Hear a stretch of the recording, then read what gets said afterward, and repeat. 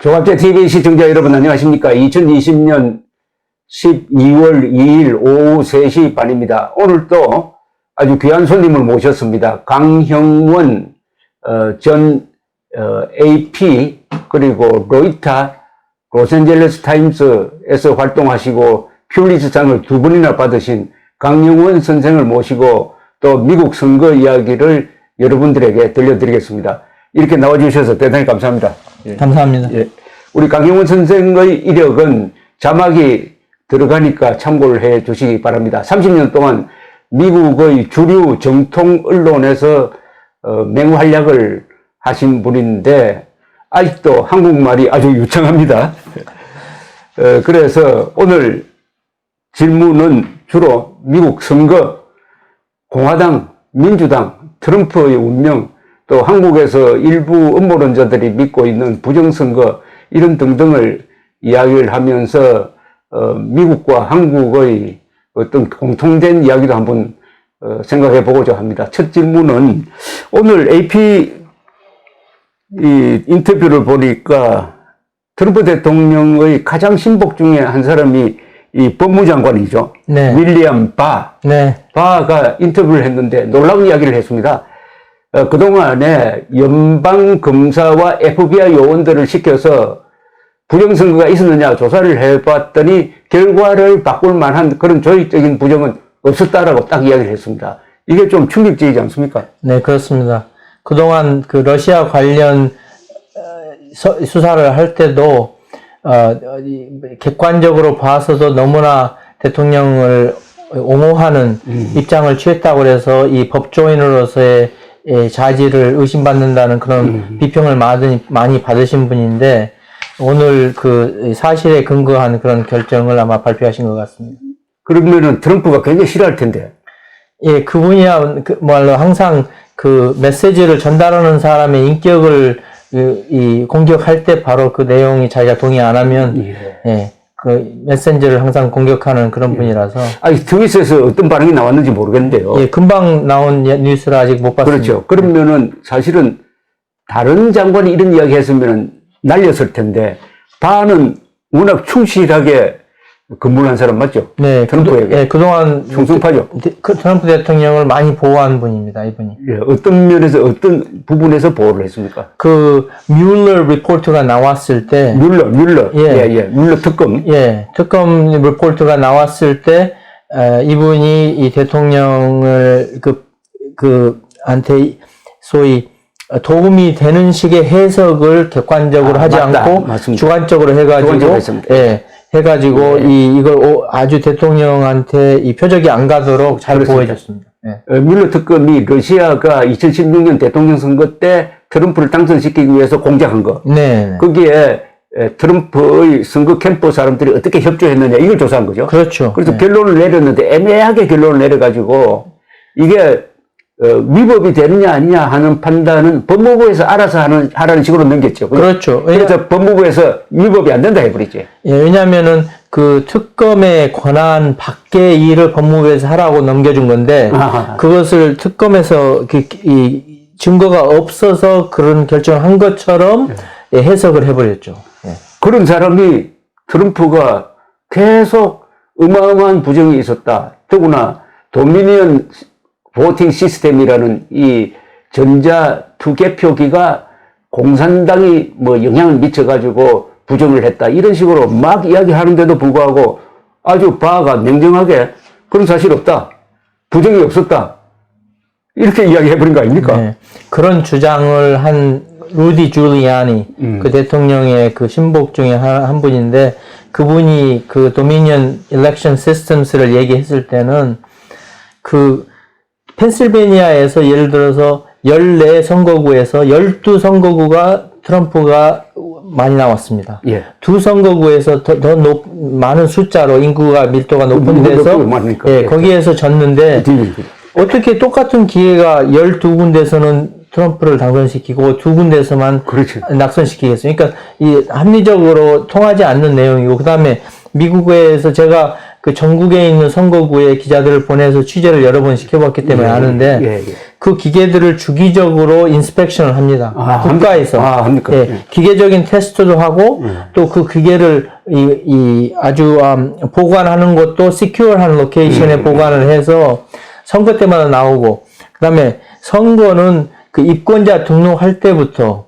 그다음에 투표 당일날 이 투표하러 오는 사람들을 이름하고 증명하고 대조하는 그 과정에서 항상 양당의 대표가 입회하에 그게 이루어집니다. 양당 참관인이 있네. 참관인이 항상 양당에서 그 다음에 그 두 사람이 체크해서 투표용지를 주고 또 투표용지를 받아서 기표한 후에 스캔할 때도 양당에서 관할하고 만약에 그 기표용지를 안 쓰고 그 화면에서 스크린에서 투표를 할 경우에는 또 그 과정을 지켜보고 그 모든 과정에서 양당에서 항상 똑같이 참여하면서 이 검열을 하기 때문에 참관을 하기 때문에 이 미국에 2년마다 이 투표를 하지 않습니까? 그렇죠. 왜냐하면 하원의 임기가 2년이니까 또 어떤 데는 5년에 한 번씩 임기가 있는 주지사가 있기 때문에 또 중간 선거도 있고 자주 주기적으로 있는 이 과정에서 뭐라 그럴까요? 바깥 세력이 들어갈 아무런 이 구멍이 없습니다. 그 다음에 이 인터넷에 올리지도 않아요, 이 시스템은. 왜냐하면 이 외부의 공격을 못 받기 위해서. 그렇기 때문에 그 인터넷 연결도 안 된 기계들이기 때문에 그거에 대해서 뭐라 그럴까요? 부정선거가 이루어질 수 있다는 것은 그건 미국의 시스템을 모르는. 근데 이 황당무계한 주장을 트럼프가 하니까 또 트럼프를 따라다니는 사람들이 막 그걸 확산시키니까 이게 또 한국에 들어와가지고 이 도미니언 보팅 시스템이 공산당이 조종한 거다. 그리고 4.15 한국 선거도 부정선거라고 믿는 음모론자들은 봐라, 한국에서도 똑같은 일이 벌어졌다. 이렇게 주장하는 거예요. 미국에는요, 각 주마다 기표용지가 다릅니다. 또 주 안에서도 각 카운티마다, 각 군마다, 왜냐하면은 각 주마다 또 카운티마다. 연방 하원 구역마다 5만 명마다 한 명씩 또 투표용지가 다르고, 그도 캘리포니아 같은 경우는 프로포지션이라고 특별 법안을 주민들이 직접 투표하는 과정이 있기 때문에 전국에 있는 이 투표용지가 각 군마다 다르기 때문에 그걸 어떻게 누가 조작할 수 있겠어요? 그렇습니다. 그래서 전번에 우리 강선생 설명했던 대로 2018년에 이런 공정한 투표를 누가 외부에서 방해하느냐, 요걸 감시하기 위한 기구가 생겼잖아요. 그죠? 사이버 시큐리티, 그러니까, 안보청, 사이버 안보청이 생겨서 이번에 면밀하게 검토해 보니까 가장 공정했다라고 발표를 했잖아요. 그 크리스 크랩스 국장이. 그 2016년도에도 이 투표 과정에 이 참여를 한 게 아닙니다. 외부 세력이. 투표하기 전에 국민들을 선동하고. 그 단계에서요. 그 가짜 뉴스를 만들어내서 이 선포하고 그 과정에서 외부 세력이 침투했던 것이지 이 투표 과정 자체에는 이건 아무도 못 들어갑니다. 그러니까 미국의 투표 과정은 세계에서 가장 엄격하게 관리되고 복잡하면서도 정교한데 트럼프는 여기서 부정이 있어가지고 이 기계가 완전히 틀려가지고 그리고 저 독일에 있는 무슨 전산센터에서 막 조정을 했다 이렇게 지금 주장하고 있잖아요. 기존 투표할 때하고 올해하고 다른 점은 코로나 사태 때문에 이번에는 부재자 투표가 우편 투표를 엄청나게 많이 했다는 것. 그것이 차이입니다. 그렇지만 미국의 이 우편 시스템은 US Postal Service는 가장 보수적으로 운영되는 이 기업 중에 하나이고 그 과정에 외부 세력이 들어갈 수가 없습니다. 그다음에 투표용지가 우편으로 오면은 그 두 봉지가 있는데 그 겉봉지에 이 투표한 사람의 사인이 있어야 합니다. 그럼 그 사인하고 유권자 등록하고 사인을 2번 확인을 해서 봉투가 찢어가지고 이 기표용지가 이 카운트가 되기 때문에 그 과정에서 더 이상 확인할 수가 없습니다. 그렇습니다. 그런데 아마 한국의 음모론자들, 트럼프가 억울하게 부정선거로 졌다고 하는 음모론자들은 오늘 상당히 충격을 받았을 것 같습니다. 아무리 그렇더라도 트럼프에 충성하는 법무장관이 아무런 부정이 없었다라고 하면 이 말을 믿어야 되는 거 아니겠습니까? 그런데도 안 믿을 것 같은데 또 하나 소식은 이 크랩스라는 이 사이버 안보청 이 사람이 CBS하고 인터뷰를 할 때 이렇게 이야기하더라고요. 트럼프 쪽의 이야기는 너무나 가소로운 음모론을 펼치는데 재검표를 해가지고 뒤집어진 쪽이 한 군데도 없지 않느냐. 그렇죠. 이게 가장 확실한 공정선거의 증거다. 네. 그렇죠. 재검표를 했는데도 오히려 위스콘신 주에서는 바이든 표가 87표가 늘어버렸어요. 네. 이래도 그러면 아직도 트럼프의 주장을 믿겠느냐 하는 질문을 한번 우리나라 음모론자들에게 드리고 싶습니다. 네. 그런데 한국에 와서 놀라지 않았습니까? 이렇게 트럼프 선동이 먹히는 한국 사람이 많다는 걸 안 놀랐어요? 글쎄요, 제가 봐서는 이 정상적인 사고로 대화하는 풍토가 마련되어 있지 않고, 이 흑백으로만 뭐든지 구분하는 그런 풍토이기 때문에 그런 결론을 내리지 않았나 봅니다. 근데 이 언론의 역할은 바로 그런 흑백 선동을 하는 중간에서 그렇죠. 객관적으로 사실의 바탕을 둔 보도를 함으로 해서 소위 양쪽에서 욕을 먹어야지 언론이 제대로 역할을 한다고 생각하거든요. 그렇죠. 예, 그 역할을 미국에서는 주류 언론이 하고 있습니다. 예. 그렇지만 이 선동을 하는 그룹, 그런 사람들은 언론이라고 할 수가 없고 그냥 선동자입니다. 선동자죠. 예. 미국의 슈퍼마켓에 가면은 예. 그 믿지 못할 내용을 적은 이 주간지들이 나옵니다. 아, 예. 그것을 사람들이 읽으면서 이걸 사실이라고 절대 그래, 생각하지 않습니다. 재미를 넣은 거죠. 예, 예. 뭐, 그래서 UFO에 납치돼가지고 가서 뭐 몇 달 살다가 돌아왔다. 예, 예. 그것은 오락이지. 오락이죠. 이것은 언론 보도가 아닙니다. 예, 근데 이제 안타깝게도 지난 4년 동안 이 허풍쟁이 대통령이 들어와서 그러한 내용들을 증폭시키는 역할을 너무나 많이 하셔가지고 소위 사람들이 무시하던 그러한 그 소위 단체들이 선동하는 것을 어떻게 메인스트림에까지 이렇게 대화까지 들어와가지고 혼란스럽게 됐습니다. 우리 강 선생님이 아주 멋진 이야기 했습니다. 이거 하도 황당무계한 이 선동을 이야기하는 그 정도가 어느 정도냐 하면은, 공병호 TV가 지금 선동을 앞장서는데 며칠 전에 미군 델타 포스가 프랑크푸르트에 있는 CIA의 전산센터를 급수로 해가지고 부정선거에 이용된 서버를 압수했다. 압수하는 과정에서 총격전이 벌어져가지고 델타 포스 5명이 죽고 CIA 한 사람이 죽었다. 이걸 사실인 것처럼 보도를 했어요. 근거가 나왔습니까? 근거 없죠. 그런데 아니 사실이 확인되는 사실일 수가 없는 건 아닙니까? 직접 취재 안 한 것을 보도한 거예요. 네. 그러니까 어디서 이 이야기를 들었냐고 제가 미국을 검색해 보니까 미국에 무슨 퇴역 중장이라는 사람이 자기가 봤다는 게 아니고 그런 정보가 있습니다라고 또 소개를 한 거예요. 그런 것을 영어로 소위 hearsay라고 합니다. hearsay. 들리는 말이다. 근데 hearsay. 그것은 법원에서 쓸 수 없는 말이에요. 네, 그렇죠. 네. 자기 본 언론에서는 특히 못 쓰는 말이에요. 네. 그러니까 한국의 음모론자들은 계속 워싱턴 포스트, AP, 뉴욕타임스 같은 걸 주류 언론이 트럼프의 아주 불공정한 보도를 한다. 믿을 수 없다라고 이야기를 하면서 자기들은 지금 말하는 뜬소문을 가져와가지고 이렇게 방송을 하는 거예요. 네. 그런데 지금 말씀하시는 게 그런 거를 오락으로 보면 되겠다. 그 아주 명답인데요. 그 너무 심각하게 보지 말고 저 UFO 이야기처럼 이런 거짓말도 할 수가 있겠구나. 참 재밌다. 이런 식으로 보면 아마 별로 마음이 좀 편해지지 않을까 하는 그런 생각이 드는데요. 독자들이 비평적인 사고로 이 사실을 듣고 분석하고 그래야지 무조건 다 믿으면 안 됩니다. 예. 그런데 멀쩡한 한국 사람들도 워낙 그 트럼프 쪽의 선동에 당해놓으니까 주류 언론은 거짓말이고 오히려 이런 언론이 진실이다 이렇게 믿고 있는 거예요. 네.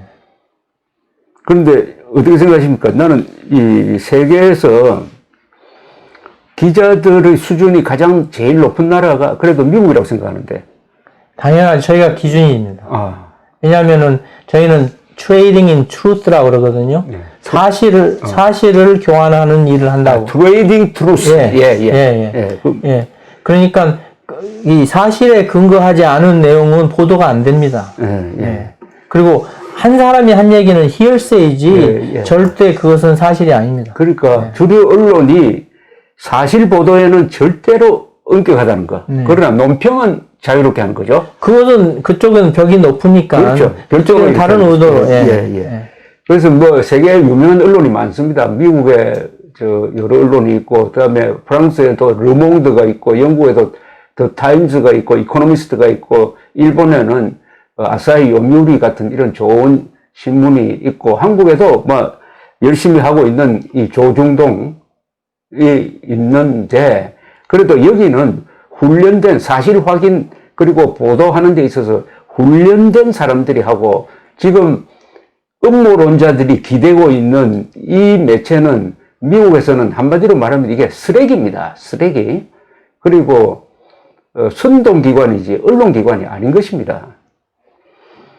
이런 언론을 뭐라고 부릅니까? 미국에서는. yellow journalism이라고 합니다. 아, 그쪽 거짓말하는 걸 이제 옐로 저널리즘이라고 예. 하신다는 말씀이에요. 예. 장사하기 위해서 이 허위 사실을 만들어서 써서 발행하는 게 바로 yellow journalism입니다. 이 장사라는 말씀하고 참 통하는데, 이렇게 거짓말을 하면은 왜 거짓말을 하냐 가봐 원인을 보니까, 그렇게 거짓말을 하면은 뭐 광고가 많이 들어온다든지 접속자가 는다든지 또는 많이 팔린다든지 해가지고 돈이 되니까 하는 거죠. 그렇죠. 예. 근데 팍스 뉴스도 솔직하게 예. 초창기에는 이 독자들을 늘리다, 시청자를 늘리다는 과정에서 그런 소위 호황된 보도를 좀 했었습니다. 근데 어느 시점에 가서 이 공신력을 갖게 되다 보니까 대통령조차도 싫어하게 되고, 예, 바른 말을 하기 시작하니까. 그렇다 보니까 요즘에는 이제 밀린 것 같습니다. 이 인기 면에서. 그러니까 그렇지만 정도로 가려고 노력은 하고 있는 그러니까 거죠. 팍스뉴스가 트럼프를 비판하면서부터 시청률이 떨어지고 있다고 그렇죠. 그러죠. 예. 그런데 팍스뉴스조차도 사실은 그렇게 응태를 안 하죠. 거기서는 이 보도하는 사람은 보도하고, 그렇죠. 논평하는 사람은 따로 하고. 근데 논평하는 것만 가지고 팍스 뉴스를 전체를 보면 안 되죠. 예. 팍스뉴스조차도. 근데 한국 이 음모론자들은 또 팍스뉴스로 막 욕을 합니다. 예. 그리고 이렇게 돈과 연관된다는 게 트럼프가 지금 이렇게 부정선거다 해가지고 막 떠드니까 모금이 어제 보니까 1억 7천만 달러가 모금됐더라고요. 예, 이거 어떻게 된 거죠? 이거는 비즈니스맨으로서 이 정치를 비즈니스처럼 운영을 하십니다. 예, 대통령이 되고 나서 오바마 대통령이 8년 동안 골프장 들락날락 하면서 드는 경비를 이분은 첫 2달 만에 다 써버렸어요. 예. 아니, 그런데 트럼프가 골프를 특별히 그렇게 좋아합니까? 그게 아니고 자기가 가면은 자기 골프장에 돈이 되니까 그 사람들을 몰고 가는 거죠. 자기가 운영하는 골프장에 간다 이거죠. 그렇죠. 예.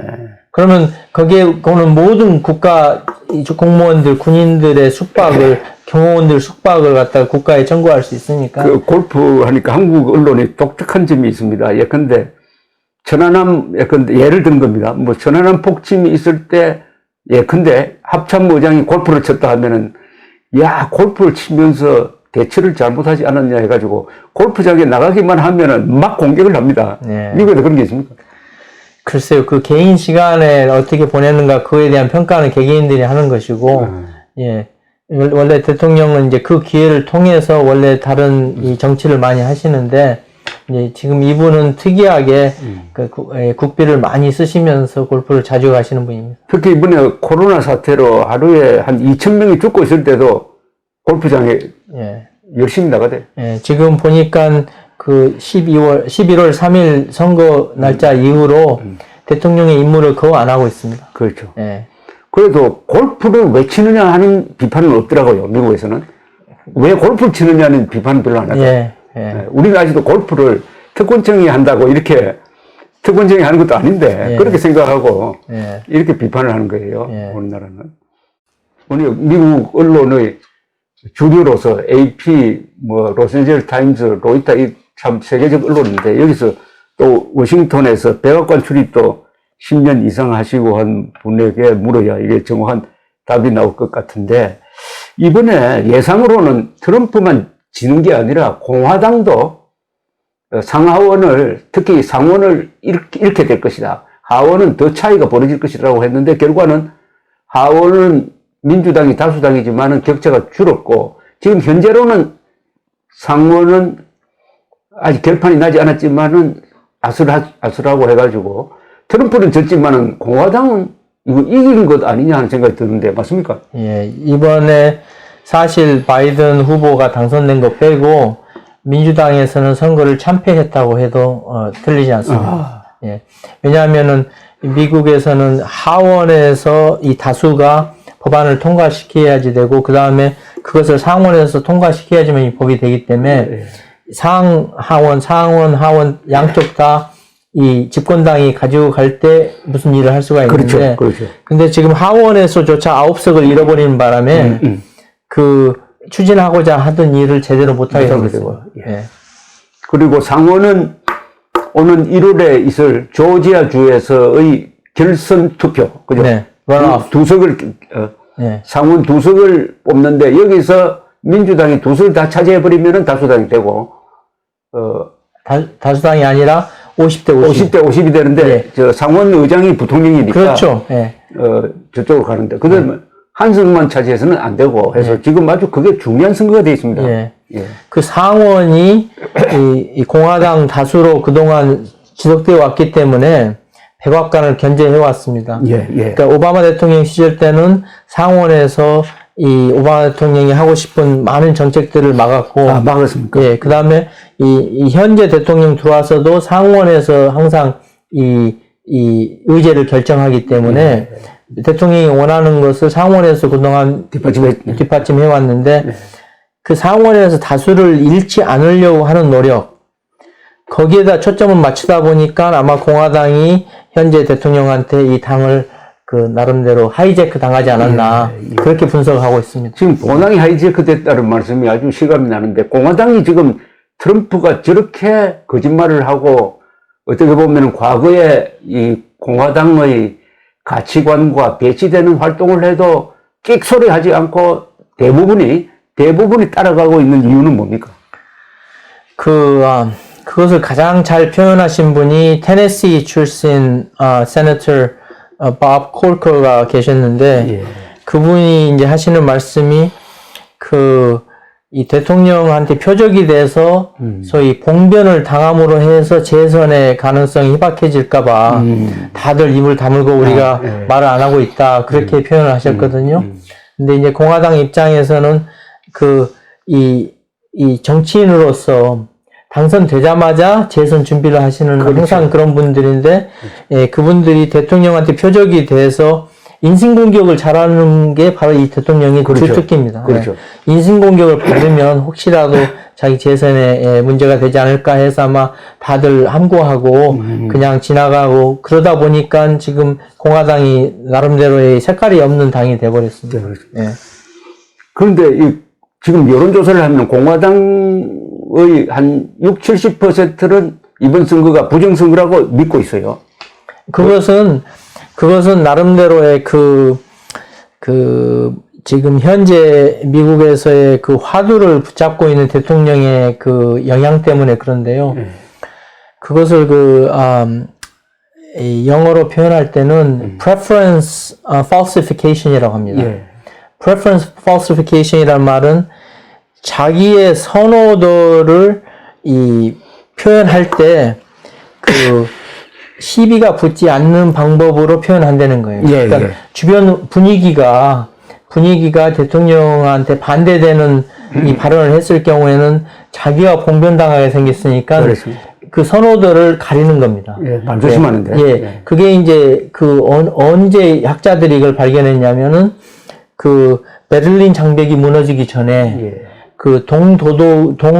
독일이 무너지는 것을 아무도 예측 안 했다고 하지 않습니까? 그 이유는 바로 거기 사는 사람들이 자기의 선호도를 표현 안 하고 살았기 때문에. 그러니까 아무도 그 사태를 파악하지 못했던 거죠. 그렇지만 어떤 기회가 오면은 그게 폭발해버리는 거예요. 그래서 이제 소위 지금 이 대통령은 예를 들어서 텍사스 상원 의원이 테드 크루즈가 있습니다. 테드 크루즈가 있죠. 아주 유능하신 분이고 대통령 후보로도 나오셨던 분인데 그분하고 이 트위터 상으로 그분의 와이프 사진하고 자기 와이프 사진을 붙여서 올리면서 이 소위 조금 명예롭지 못한 사진을 보여줬단 말이에요. 그러니까 그 내 와이프가 네 와이프보다 더 예쁘다. 예, 그 말을 하는 것처럼 이 인격 모독을 하는 걸 했단 말입니다.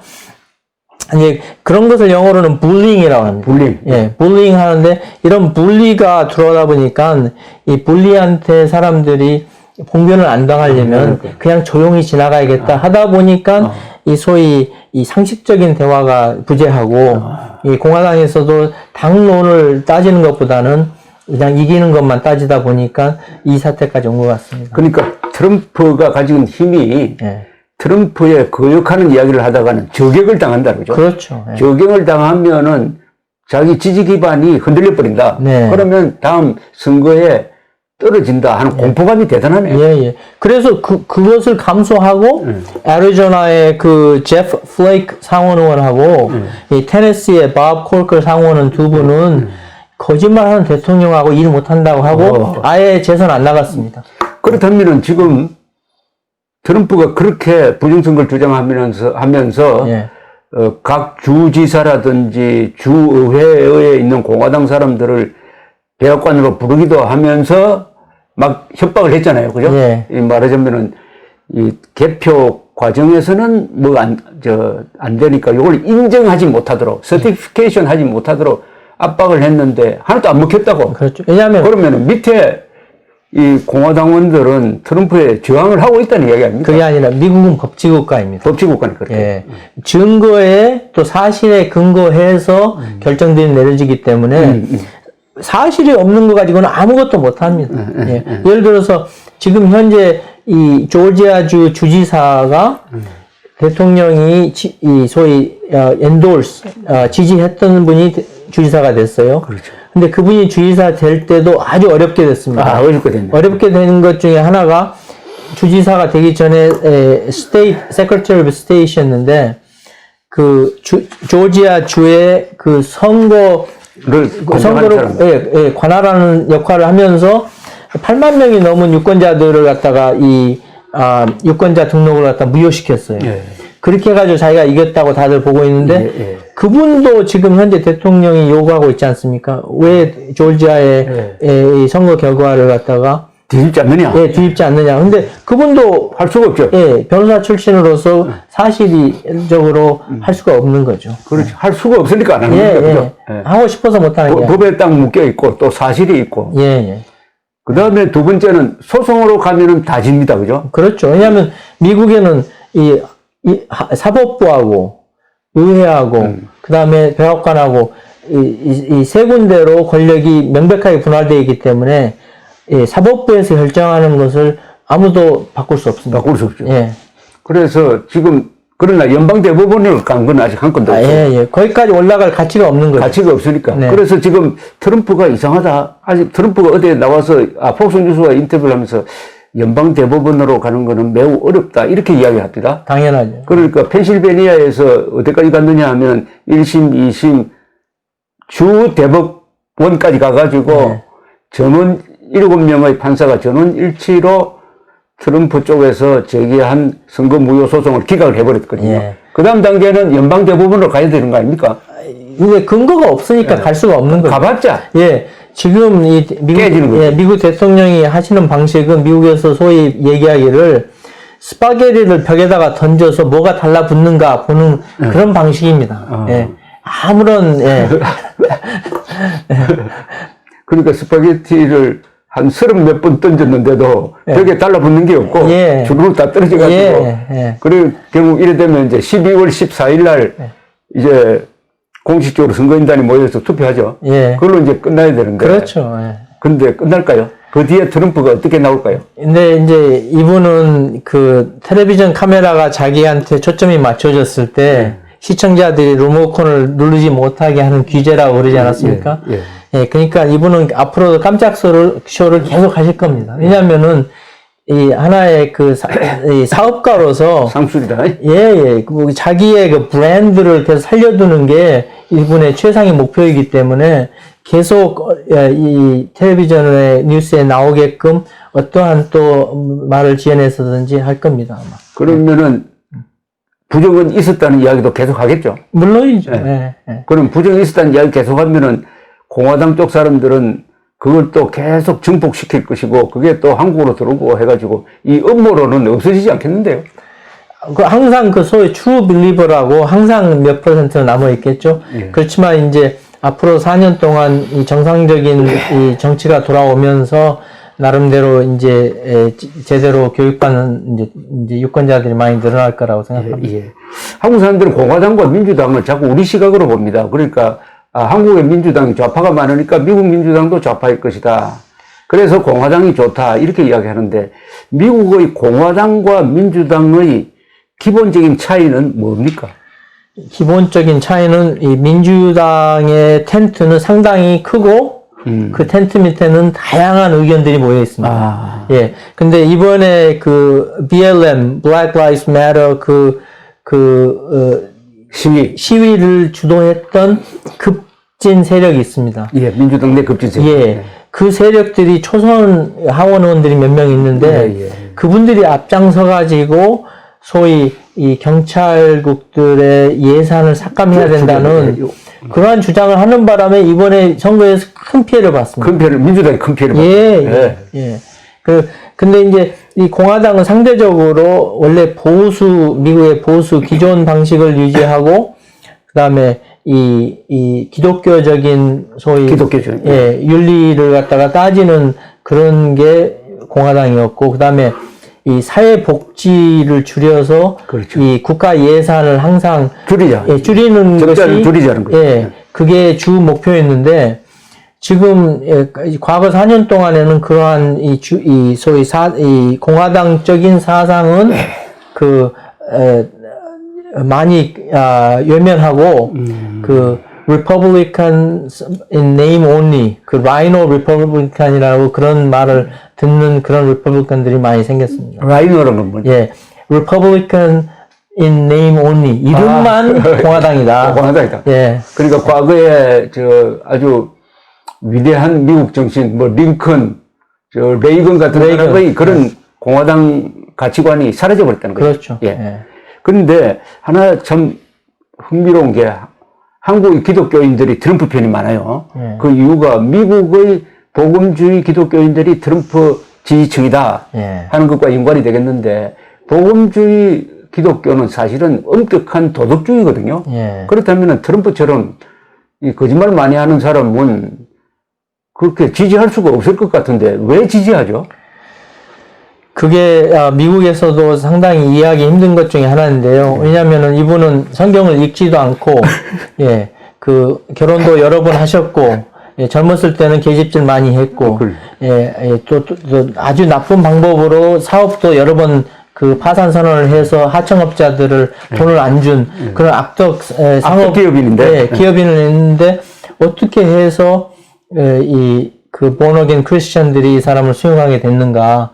그거에 대해서는 지금 유일하게 알려진 게 바로 그 낙태, abortion을 갖다가 반대한다는 것을 이분이 수용하면서 이 single issue voter들이 그 한 가지만 우리 편이니까 우리 편이 됐다. 그렇게 단순하게 생각합니다. 그렇게 해석한다고 합니다. single issue voter들이 늘어나는 바람에 다른 모든 이 부족함을 가리고 그것만 보고 이분을 찍는다는 그런 분들이 나왔습니다. 미국 정통 기독교인들은 낙태 반대는 상당히 강한 모양이죠. 그것은 소위 바꿀 수 없는, 바꿀 수 없는 사상이기 때문에, 그래서 오하이오가 항상 민주당한테는 취약 지역입니다. 오하이오는 카톨릭들이 많이 살고 있고. 한국에는 이 낙태 문제에 대해서는 종교적인 차이가 거의 없습니다. 거의 기독교인이라고 해서 낙태 반대도 아니고, 그런 점에서 미국은 다르네요. 그러니까 이 민주당에서는 낙태를 그 여성의 인권으로 취급을 하지만, 이 공화당에서는 이제 항상 선거 전략으로 이것을 종교적으로 몰고 갑니다. 그래서 민주당과 공화당을 가르는 몇 개 기준을 보면은 지금 낙태, 그다음에 이민 법칙에 있어서 그 민주당에서는 그 이민을 많이 권장하고 또 쉽게 만드는 거, 그다음에 또 와 있는 불법 체류자들을 사면을 해주는 것을 권고하고, 그런 것을 따지고 공화당 쪽에서 이제 이민을 억제하고, 그다음에 이제 영어를 쓰는 사람들을 선호하는 이민, 예, 그런 것을 또 많이 따지고요. 근데 그 공화당 측에도 많은 사람들이 너희들의 조상들도 이민자 아니었냐 했을 그렇죠. 때는 이분들이 아무 말도 못합니다. 못합니까? 예. 예.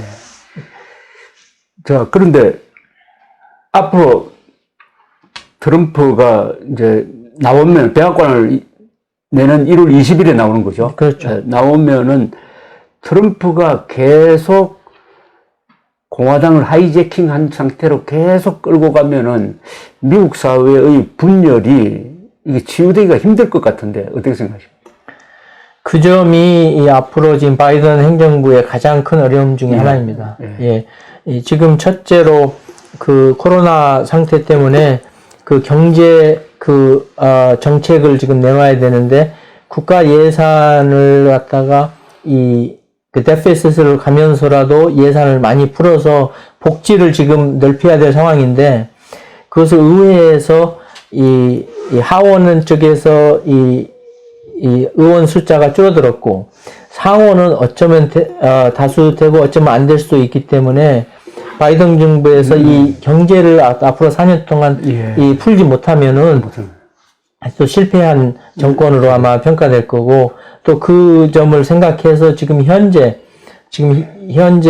그 상원에서 트럼프 대통령 임기 동안에 지금 크리스마스 전에 이 경제 정책을 예산을 통과시켜야 된다는 것에 대해서 상원에서는 축소해가지고 하자고 벌써 얘기하고 있습니다. 예. 그러니까 차정부를 갖다가 도와주는 정책을 안 하겠다는 거죠. 예. 이 아시아계가 이번에 조지아주의 경우에는 그렇습니다. 조지아주에서 약 2만 표 차이로 바이든이 당선되었는데 아시아계가 결정적인 역할을 했다는 겁니다. 우선 아시아계가 투표율이 높았다고 그럽니다. 그 다음에 아시아계가 거의 2대1로 바이든을 많이 찍었다는 여론조사가 있습니다. 근데 아시아계라고 해서 그 여론조사를 한 걸 보니까 가장 표가 많은 사람들이 인도, 그 다음에 중국, 그 다음에 필리핀, 그 다음에 일본, 한국, 베트남 이렇게 됐어요. 예. 이렇게 됐는데 아시아계는 미국 전체 인구가 차지하는 비율이 한 5%밖에 안 되죠. 5.3%. 예. 그러니까 5%고 흑인이 13%, 예. 히스패닉이 한 17%. 17% 정도. 되죠. 예. 그러니까 목소리는 적지만은 그래도 이 표가 몇천 표로 해가지고 당락이 결정되니까 그래도 이게 무시할 수는 없습니다. 그죠? 무시 못합니다. 특히 아시안들은 이제 교육률이 높고 그다음에 이제 고소득자들이 많다 보니까 그 일반 정책에 있어서는 공화당 정책을 선호하는 아시안들이 상당히 많습니다. 예, 정책은 그렇고. 예. 그렇지만 이 초창기 이민 와서 바로 시민 됐을 때는 대부분 민주당을 찍죠. 예. 잘 살게 되면은 공화당 쪽으로 기울고. 그렇죠. 예. 왜냐하면 항상 공화당 쪽에서는 세금을 조금 내는 정책을 선호하기 때문에. 근데 미국 정치에 참여하는 기준이 투표율을 하고요. 그 다음에 이제 정치 헌금하는 거. 네. 요걸 조사를 했더니 일본 사람들이 정치 참여도가 우리보다 높아요. 예. 맞습니까? 일본계는 아무래도 이민 역사가 길다 길죠. 보니까 훨씬 더 미국화되어 있고 주류사회하고 더 가깝습니다. 그런데 한국 사람들이 왜 투표를 많이 안 합니까? 아직 덜 교육받아서 그러겠죠.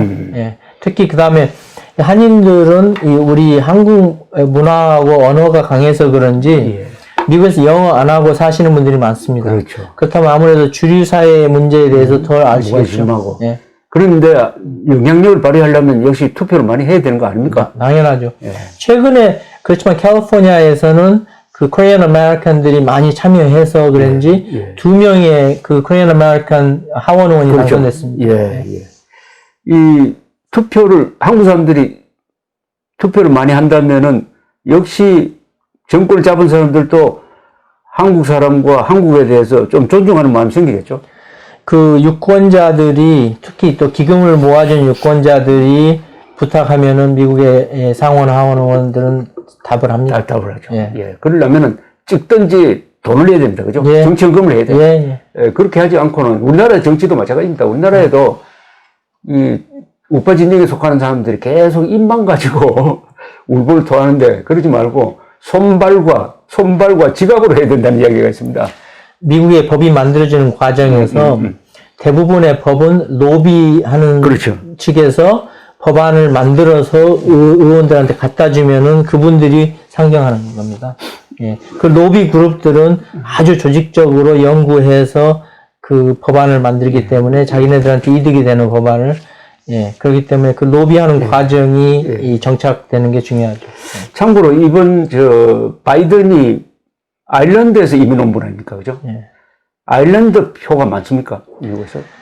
예전에는 아이리시가 상당히 차별받는 백인들이었어요. 그렇습니다. 예, 근데 최근에 와서는 이제 유럽의 남쪽에서의 그 이민자들이 계속 더 늘어나면서 아이리시는 나름대로 메인스트림으로 들어갔고. 예, 덜 차별받는 그런 그룹인데 아이리시의 헤리티지를 자기의 조상으로 여기는 사람들이 상당히 많습니다. 제가 이 내셔널리티로 그러니까 국적으로 분류한 이민자 수 랭킹을 보니까 독일계 이민이 제일 많던데요. 숫자가. 두 번째가 아일랜드인데. 예. 예. 그리고 이탈리아가 많고. 예. 예. 이 미국의 이민 그 순서를 보다 보면은 이제 북유럽 그 후에 남유럽 그 다음에 이제 아시안계는 1965년 이후로 예. 아시안계는 이제 이민이 열렸습니다. 예. 그 아시안계가 이민이 열리기까지는 예.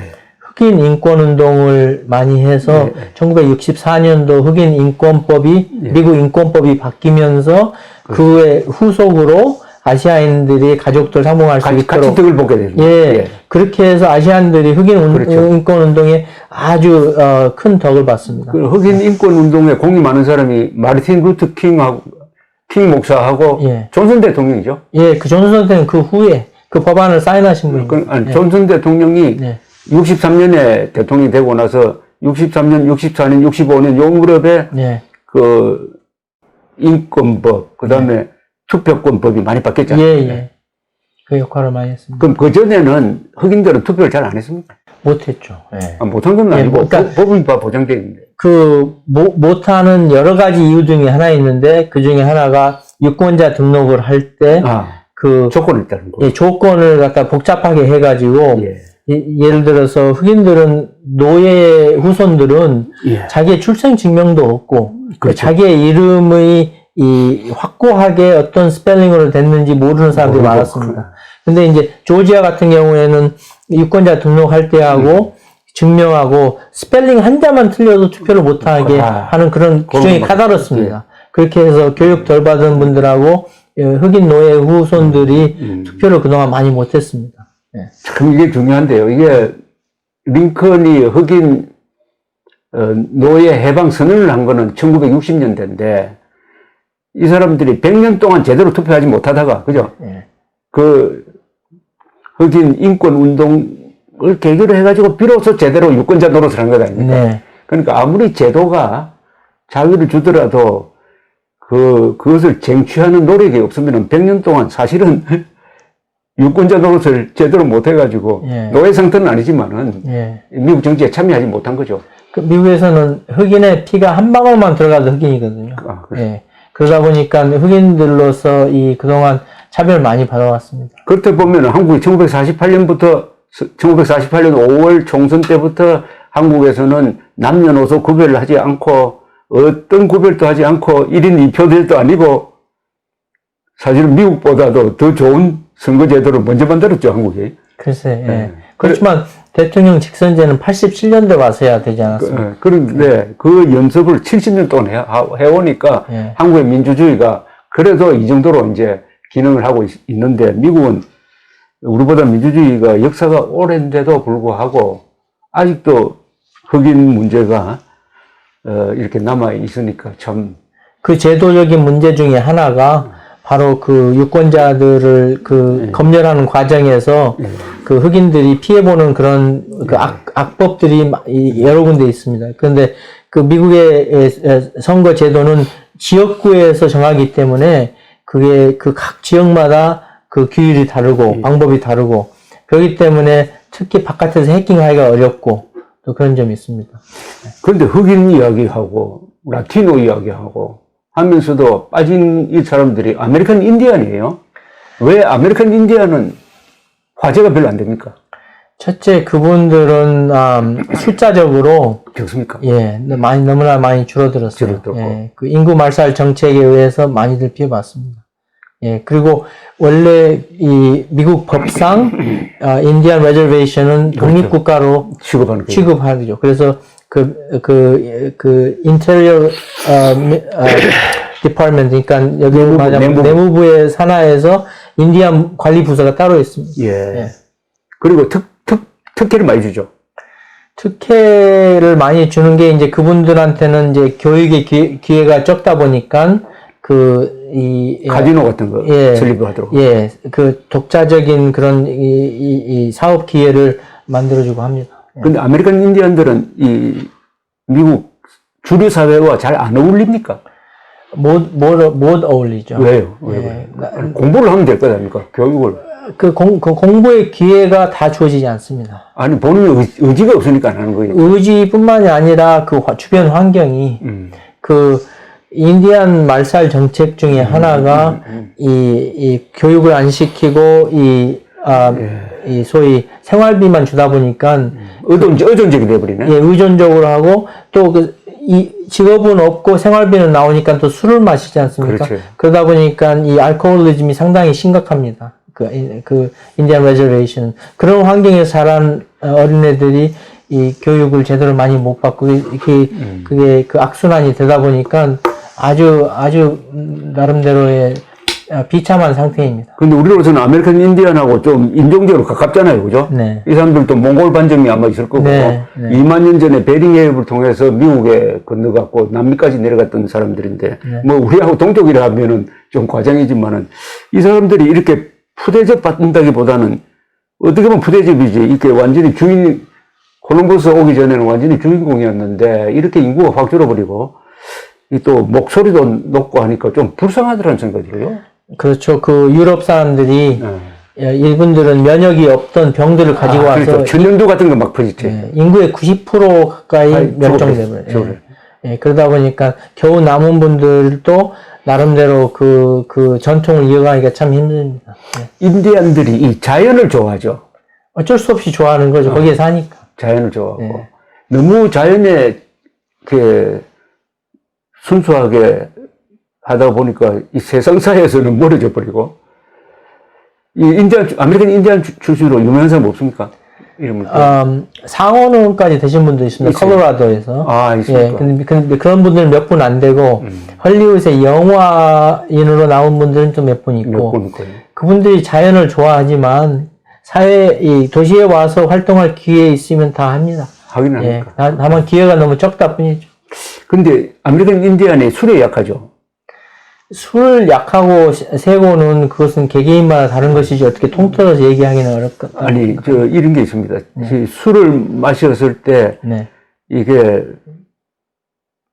빨리 깨는 사람하고 계속 취한 사람이 있거든요. 그게 분해 요소가. 예. 아세트알데히드 분해 요소가 있으면은 술을 마셔도 잘 취하지 않는데, 이 몽골 인종은 그게 약해요. 네. 그래서 약한 사람들이 일본 사람, 한국 사람, 몽고 사람이 술에 약한 사람입니다. 네. 아메리칸 인디안도 마찬가지일 거예요. 알코올 중독자들이 많습니다. 그래요. 그리고 서양 사람들은 돈이 없어서 술을 못 마시지, 뭐, 체력이 딸려서 술 많이 못 마시는 사람 없잖아요.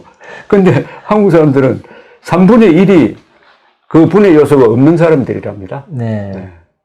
근데 기분 파니까 술을 많이 마시는데 체력이 못 따르니까 거기서 여러 이제 부작용이 생깁니다. 술 얘기 나와서 말씀드리는데 지금 현재 백악관에 계시는 분은 술 한 방울도 안 마시는 그런 사람입니까? 예. 그분은 토스트 할 때도 옆에서 그 비서가 콜라를 따라 넣고 콜라 가지고 가십니다. 그 사람 술이 몸에 안 맞는 사람이네. 술을 안 마시는 분이에요. 술도 안 먹고 그렇게 헛소리 한다고 많은 사람들이 오히려 좋아합니다. 예. 오늘이 제일 새로운 뉴스네.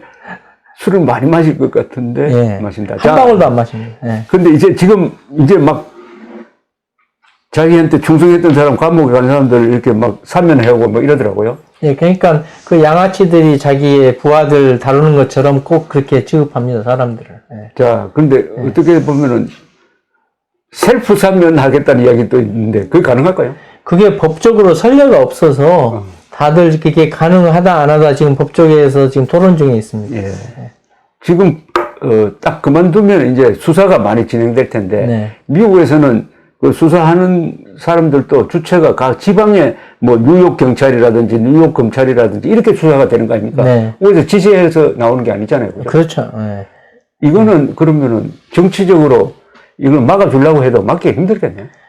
미국의 사법권은 독립부서 아닙니까? 예. 예. 그 다음에 뉴욕 주 안에서 일어난 범죄는 예. 뉴욕에서 다 다루고. 예. 주마다. 대통령 되자마자 이 대통령께서 25 million 달러, 그러니까 2,500만 달러의 벌금을 냈고, 예. 그 트럼프 유니버시티라고 자기가 만든 학교에 그 불법으로 학생들을 한테 이 받은 수업료 그걸 다 돌려줬습니다. 예, 그렇게 법적으로 어쩔 수 없이 자기가 이제 그 벌금을 내고 그럴 기회들이 앞으로 이제 많을 겁니다. 그러니까 트럼프가 계속 앞으로 공화당을 하이제킹해서 끌고 갈 수 있느냐에 대한 변수 하나가 이 수사가 어느 정도 진행되느냐네. 그죠? 그렇죠. 예. 이제 첫째로 그분한테 도덕적인 기준을 아무도 바르지 않는데, 예. 그렇지만 이제 사업하면서 그동안 하청업자들 돈 안 주고 이 파산 선언하고 그런 전례가 너무 많기 때문에 앞으로도 지금 현재 25개 이상의 그 소송 들어온 것들이 정리가 되는 과정에서 이분이 나름대로 그 본인의 또 재산을 그동안 은행빚으로 사업을 운영해왔기 때문에 그것을 정리하는 과정에서 또 다른 뉴스들이 많이 나올 것 같습니다. 지금 선거 부정이 아닌데도 불구하고 네. 본인이 부정이라고 주장하면서 네. 이렇게 불복을 하는 거, 이거는 범죄로 성립할 수 없을까요? 그걸 직접 피해본 사람이 그 피해봤다고 증명을 해야 되겠죠. 그 다음에 또 이분이 주장하는 것을 의도적으로 한다는 것을 또 증명해야 되겠고. 그러니까 미국에서는 법이 항상 유죄를 증명하느냐 아니면 유죄를 증명 못하느냐 그 두 가지 결정이기 때문에 그렇죠. 증명하기까지는 너무나 많은 노력이 필요하죠. 증명이 필요하죠. 예. 예. 오늘 또 흥미진진한 이야기를 많이 들었습니다. 다음에 또 모시겠습니다. 감사합니다. 고맙습니다. 예.